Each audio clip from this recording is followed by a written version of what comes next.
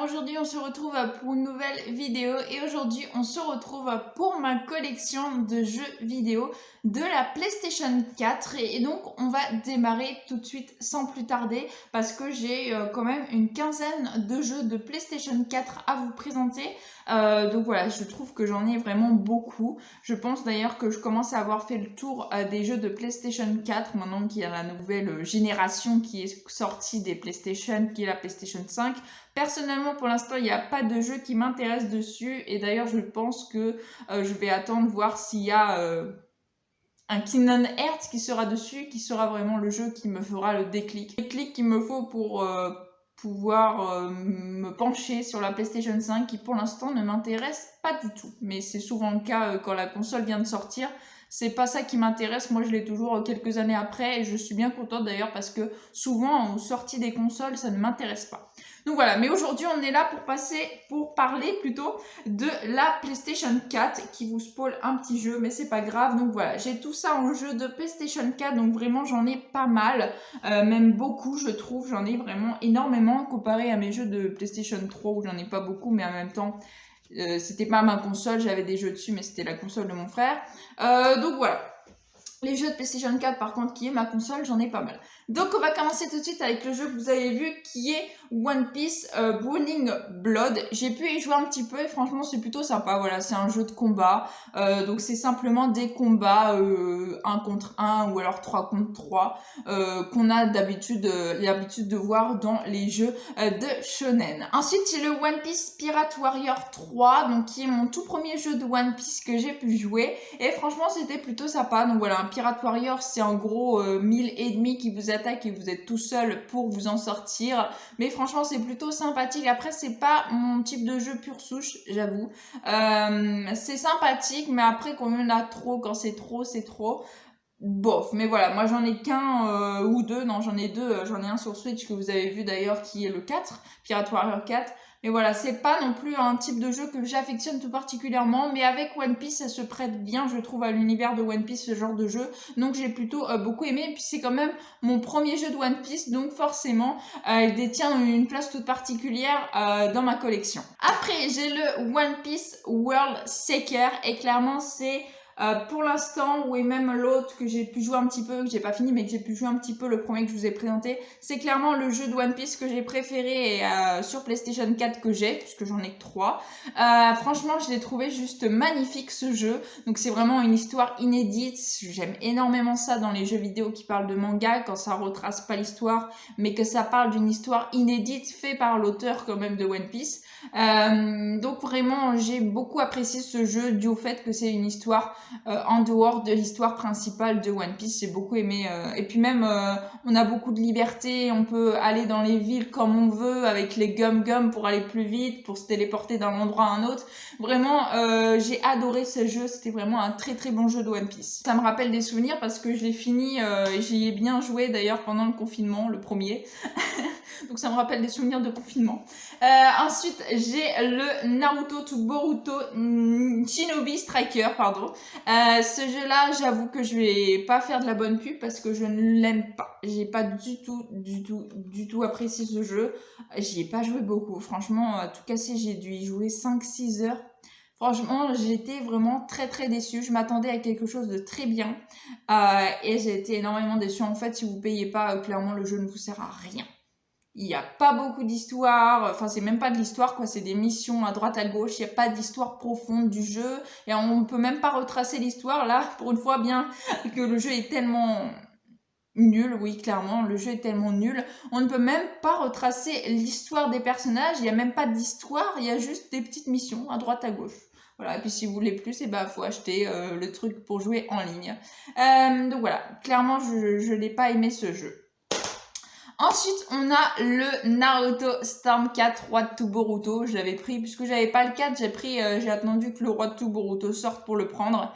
Et ça, clairement, c'est l'un des meilleurs jeux de manga édités en jeu vidéo. J'adore les Storm. Les Naruto Storm, franchement, c'est les meilleurs jeux de combat. En tout cas, pour ma part, hein, bien sûr. J'ai adoré. Vraiment, les Storm, à chaque fois, je m'éclate comme une folle à jouer aux Storm, à faire des combinaisons de techniques et tout, qui sont imparables, etc., etc. Vraiment, j'adore les Storm. C'est vraiment un super jeu. Et d'ailleurs, je pense que peut-être cette année ou l'année prochaine, je me rachèterai ce jeu-là, mais sur la Switch, parce que vraiment j'ai adoré et y jouer en mode portable, j'avoue que ça m'intéresserait. Ensuite, j'ai le Tales of Berseria. Comme je vous le disais, sur la Switch, il y a plusieurs Tales of. Sur la Switch, donc j'avais le Tales of Vesperia. Je vous mets le petit en haut à droite si jamais vous n'avez pas vu cette vidéo. Donc là, j'ai le Berseria qui est donc un jeu, un RPG qui est juste génial. J'adore beaucoup l'histoire de celui-là, vraiment beaucoup. Et j'ai également donc le Zestiria qui est en fait l'histoire de juste avant celle-ci. C'est les deux Tales of qui ont des histoires communes en fait. Celui-ci se passe juste avant et celui-ci juste après. Et personnellement, celui-ci, j'ai mis du temps à m'accrocher au jeu et franchement, je suis pas plus fan que ça. Par contre, celui-ci, j'ai énormément aimé l'histoire. Vraiment beaucoup plus intéressante que sa grande sœur du coup. Mais voilà, les Tales of, c'est toujours plus ou moins très intéressant. Ensuite, bien sûr, j'ai Kingdom Hearts 3, forcément un jeu vidéo, une PlayStation avec un Kingdom Hearts, donc là le 3, que je vais pas revenir dessus, j'avais fait une vidéo dessus qui est juste excellent, moi je l'ai juste adoré de A à Z. Ensuite, j'ai le Kingdom Hearts 1.5 et 2.5 qui ont été refaits, donc les remixes.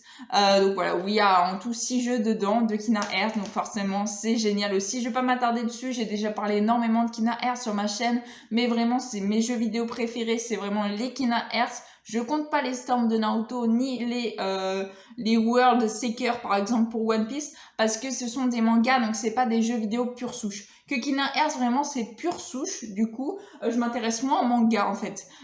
Et je suis vraiment super fan, c'est vraiment mon jeu vidéo préféré, c'est Kingdom Hearts et c'est un jeu vidéo pure souche justement. Ensuite j'ai le 2.8 et pareil dedans il y a 3 jeux qui ont été remasterisés. Ensuite j'ai le Disney Infinity, ce jeu j'ai été vraiment très déçue de ce jeu, pourquoi ?